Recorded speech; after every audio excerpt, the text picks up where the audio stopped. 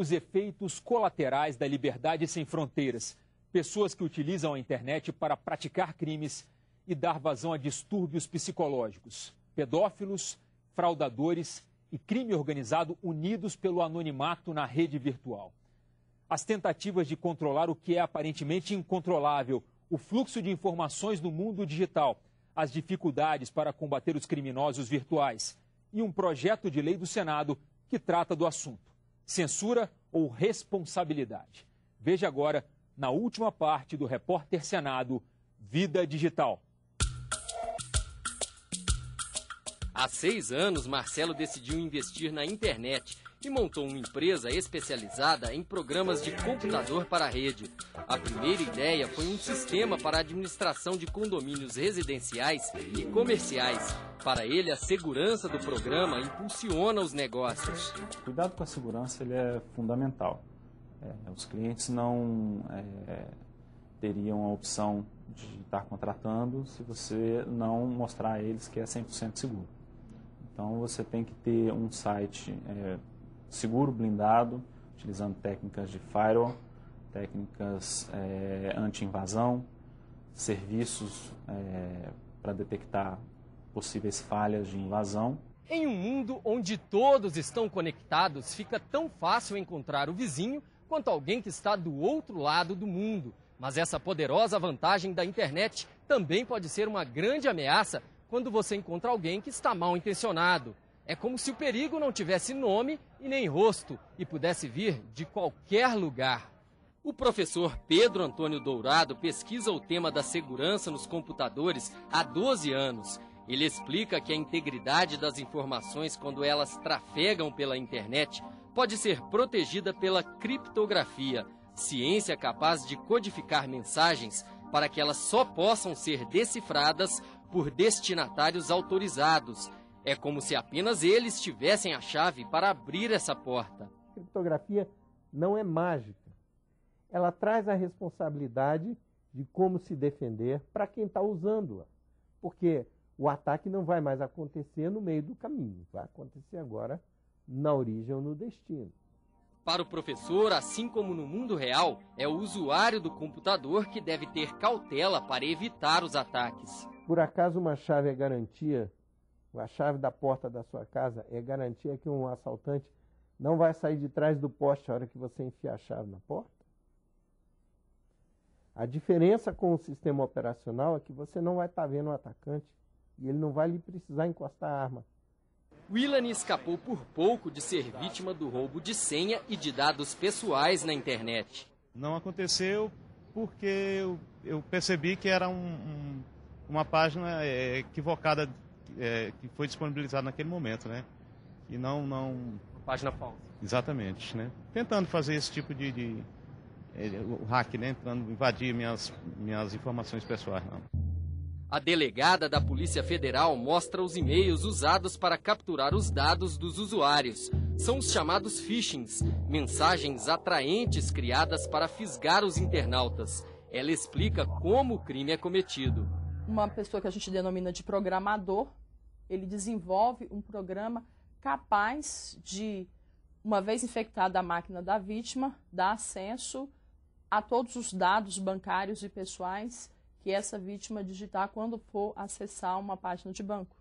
A delegada coordenou uma operação que terminou no fim de maio deste ano com 139 mandados de prisão, todos acusados de integrar uma quadrilha especializada em crimes cibernéticos, que atuava em todo o país e até no exterior. Os criminosos desviaram quase R$1 milhão de contas bancárias.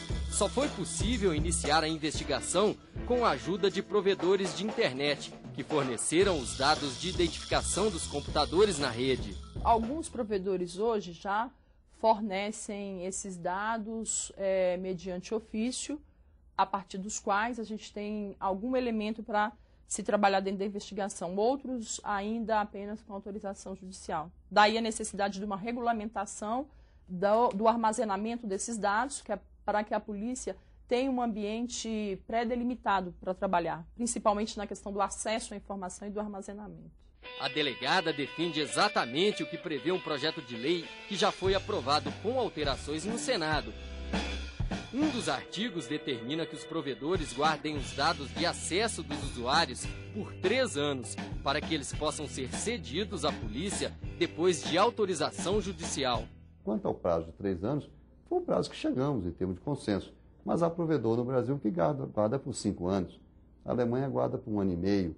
Foi um prazo que se chegou a um consenso discutindo com o Ministério Público, a Polícia Federal, com órgãos do Tribunal de Justiça, que acharam que esse era um prazo razoável para a realidade brasileira. O relator da proposta no Senado defende que a legislação brasileira precisa ser atualizada para a proteção da sociedade. O Código Civil brasileiro, o Código Penal brasileiro, eles todos são ainda da década de 40 e tiveram alterações.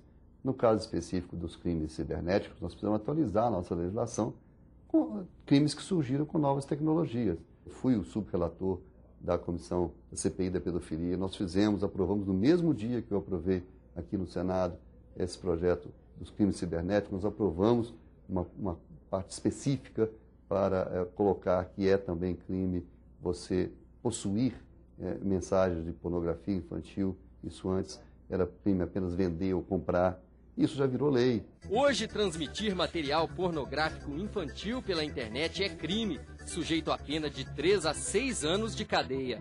E o provedor também pode ser responsabilizado. O resultado foi que as empresas passaram a cooperar com as autoridades para identificar os pedófilos.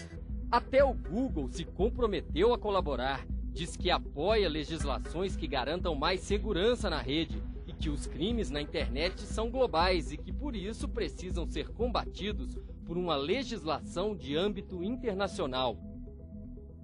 Mas a Lei Azeredo gerou polêmica no Brasil. Chegou a ser chamada pelos críticos de AI-5 digital. É, na verdade, uma ignorância dupla, uma ignorância sobre o que foi o AI-5. São pessoas que não conhecem a história brasileira e é uma ignorância sobre o projeto, porque o projeto não tem nada contra a privacidade, contra a liberdade. Pelo contrário, o projeto protege a liberdade. Este advogado especialista em direito digital acompanha a discussão há 10 anos. Para ele, deve haver uma regulamentação moderada sobre a internet. Nós temos várias condutas que já foram tipificadas em outros países, como, por exemplo, inserção de vírus, acesso não autorizado a sistemas, obtenção de vantagens ilícitas através de banco de dados.